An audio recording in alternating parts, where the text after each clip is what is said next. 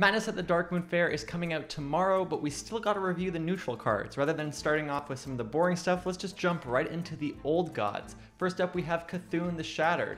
This is a 10 mana 6/6 that breaks into 4 pieces, and once you play those 4 pieces, you get the Battlecry, which is deal 30 damage randomly split among all enemies. It's a very strong effect, and in particular, I'm very excited to see neutral combo tools available to every single class. Very often a class might be like almost able to run a control deck, but it's just like, how do they win? Well, Cthulhu is one way to win. However, there are a lot of ways to disrupt this. Notable examples include Ticketus, which is the Warlock card, the 6 mana 8/8, that if you corrupt it, it mills 5 cards. Another example is Mind Render Elysia.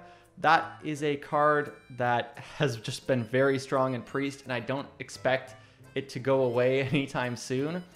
I think this, of the old gods, is the one that's like the easiest to kind of disrupt in some way.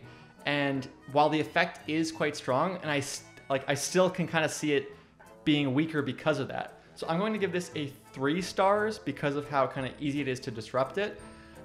But I'm going to give it a 4 stars in meta rating just because despite those challenges, it's obviously a very strong effect. I don't actually think the cost is that high, and the payoff is so big, and even the Cthulhu cards themselves, they're not that bad. So I think like for 1 card slot, the payoff is absolutely worth it. I just don't think this is like bonkers powerful. As for which class this is gonna end up in, I personally see it in a slower class. I know some people are looking at, I think it's Stowaway, the rogue card that draws cards that didn't start in your deck. I don't think Rogue is really the control-y class. They don't have a lot of value. They don't have healing. I expect we'll see it in a class that has those things. Maybe it's, Paladin, Warrior, Demon Hunter, Priest. These classes that have actually like surprisingly good late game cards, even though you don't really see Demon Hunter control decks, like they absolutely can survive long games. So super, super interesting card. 3 out of 5 in card quality, 4 out of 5 in meta rating. Moving along, we have Y'Shaarj the Defiler. In my opinion, this is the strongest of the old gods. It has Battlecry. Add a copy of each corrupted card you've played this game to your hand. They cost 0 this turn. Wow, what a strong effect. At first glance, I was like, wait a minute, but the corrupted cards aren't that good, right? Like, so if you get a bunch of cards that aren't that amazing, is that really that good? Well, it's still so good just because they cost 0, and there are many, many corrupt cards that are like excellent. Even on its own, I can think of getting Ticketus back. There's the 7 mana taunt, I think it's called Strongman, that once you corrupt it, it costs 0.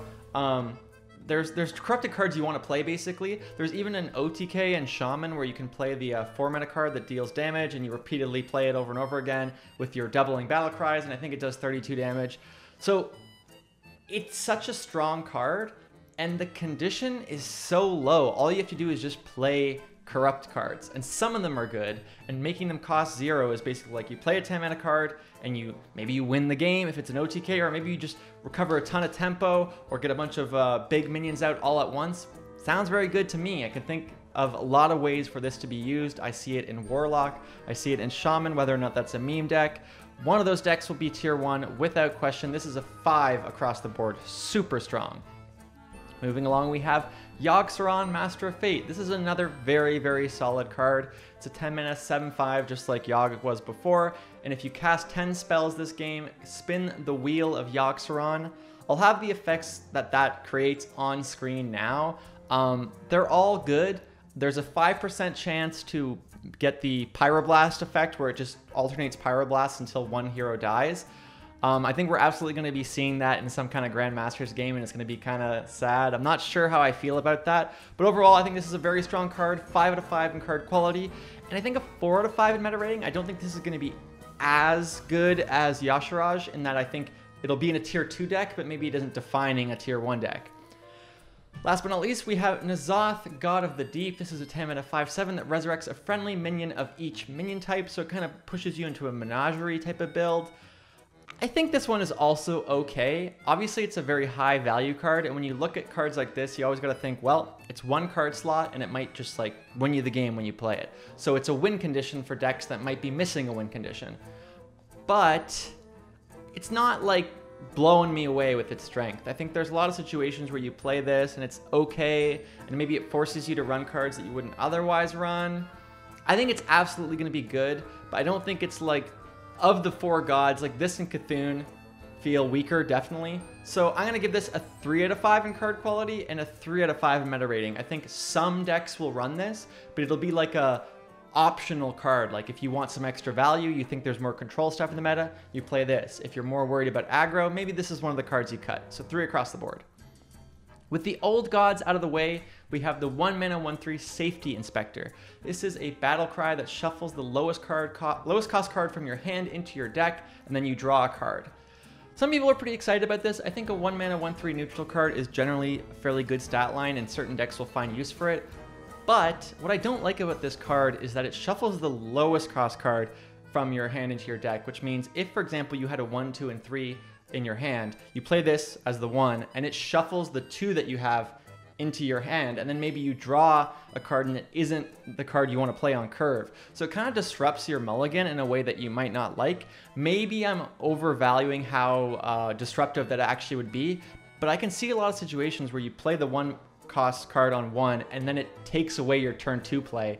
Or even, you know, it just takes away your coin, and like maybe that's good in the sense that you get a card instead of your coin, but then you have to draw a coin later. I don't know, I'm not seeing it as much. I think this is a 3 out of 5 across the board. Some decks might like it, but I don't think it's as good as some people think it is. Next up we have Costumed Entertainer. This is a 2 mana 1/2, give a random minion in your hand, +2/+2. This is terrible, bad stats for the mana, 1 star across the board, pretty easy to evaluate. Next up we have Parade Leader. This is a 2 mana 2/3, after you summon a rush minion, give it +2 attack. So this one's tricky because it could be in the rush deck that I was talking about. However, I think its effect is still pretty weak, and for that reason I don't think it'll be in the rush deck, although people might try it, so I'm going to give it a 2 across the board. Prize Vendor is a 2 mana 2/3 Murloc. Battlecry, both players draw a card. I think this is just, for at least Murloc decks, it's a worse version of, I think, Fish Flinger is the name of the card. It's a 2 mana 3/2 that gives each person a Murloc.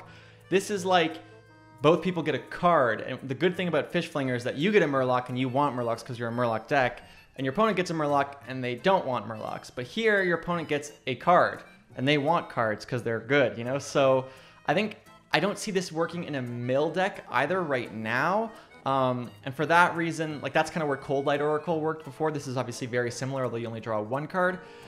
So for that reason, I think I'm going to give this a 3 out of 5 in card quality. It's still pretty decent, and I can see uses for it, but in the upcoming meta, I don't see any uses for it, so I'm going to give it a 1.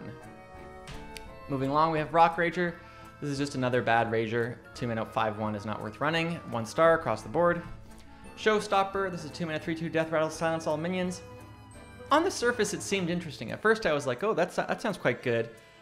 But oftentimes, silence effects are useful immediately.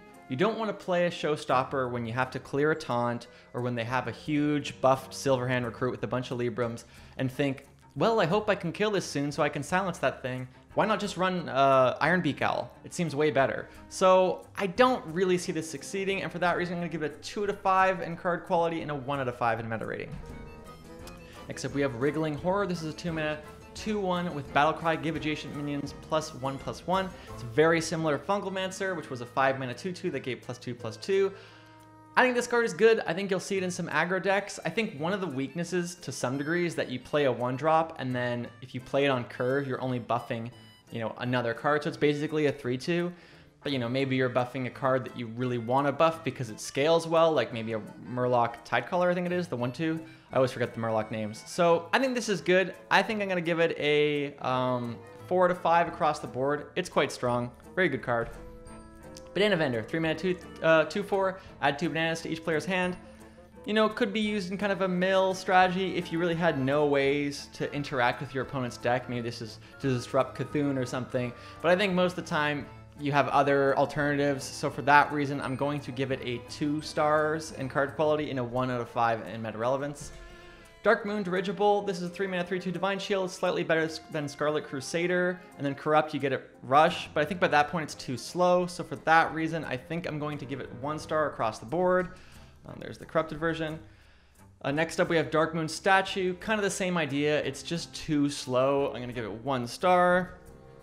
Gyre Worm is a 3 mana. If you played an elemental last turn, deal 3 damage.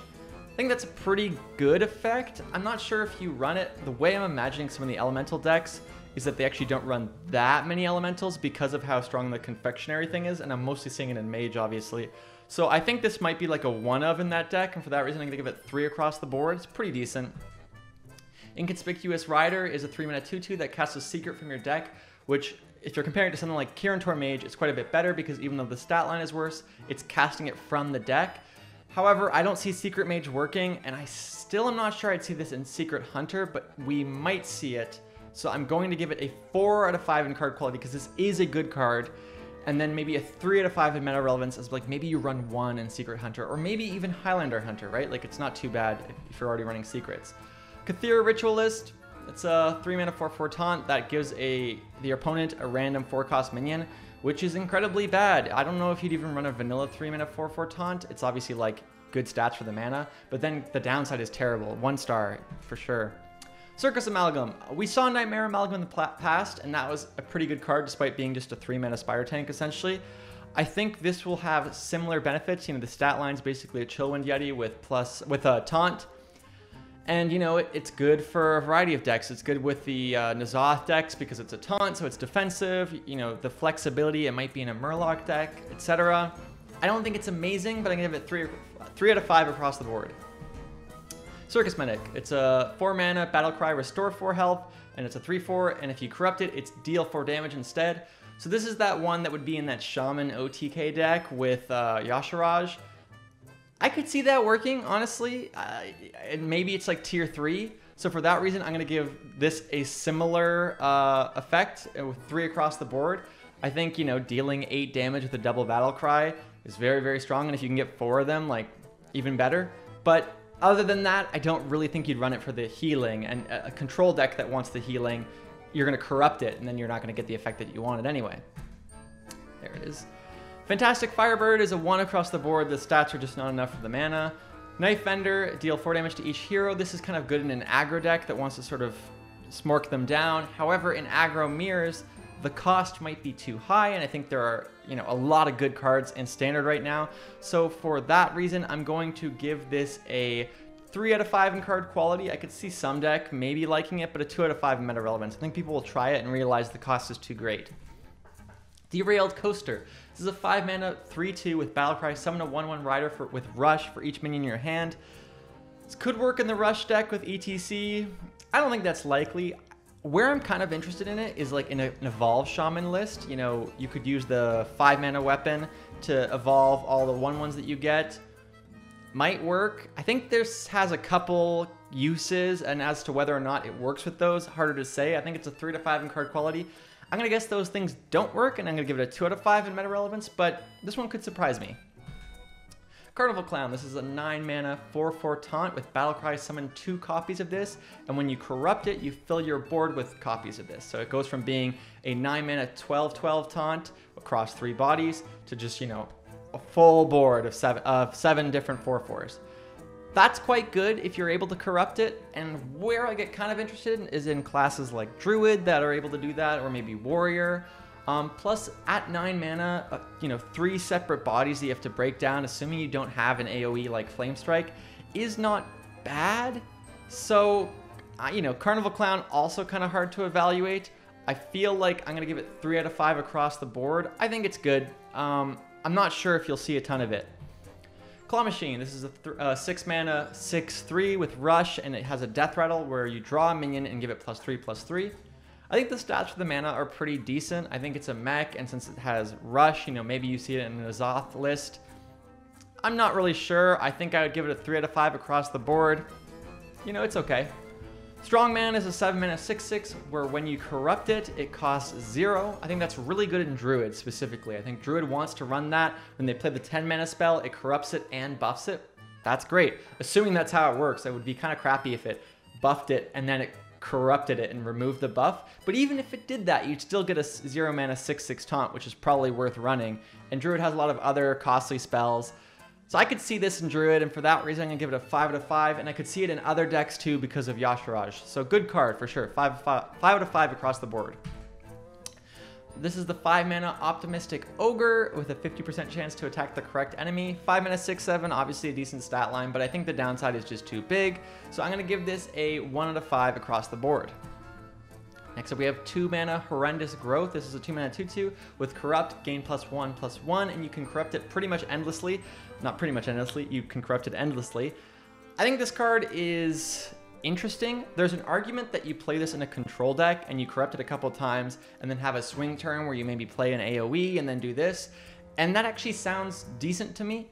As to whether or not you play 2 of them and as to whether or not that's in a good deck and whether it's still kind of competitive, hard to say. 3 across the board. I think you might want to play this in a deck, but I'm not totally sure. There's the corrupt. Darkmoon Rabbit is a 10 mana 1/1 with Rush and Poisonous with a Cleave effect. This is garbage. It's just not good. Even if you played it in a N'Zoth deck, it's not good. Silas Darkmoon, I'm also going to give a pretty meh rating, maybe 3 out of 5 as it has a unique effect and 2 out of 5 in terms of meta relevance. We've seen some OTKs and stuff in Warrior, like we already have this card in Standard already. I'm not impressed. And last but not least, Fleethoof Pearl Tusk, which is a 5 mana 4/4 beast with Rush, and if you get it corrupted, you gain +4/+4. Again, in this kind of N'Zoth menagerie thing, I think this is a decent beast, but it still is kind of hard to corrupt, so I'm not sure it makes the list. I'm going to give it a 2 out of 5 across the board, since a 5 mana 4/4 is not worth it at all, and even the 5 mana 8/8 rush, like, how often do you get it? That's it for the neutral reviews. I hope you enjoyed this video and all the reviews I did previously. Thanks so much, guys. I'm going to be doing much more Hearthstone content in the future, so if you're interested, please subscribe, and thank you for watching. I'll see you guys next time.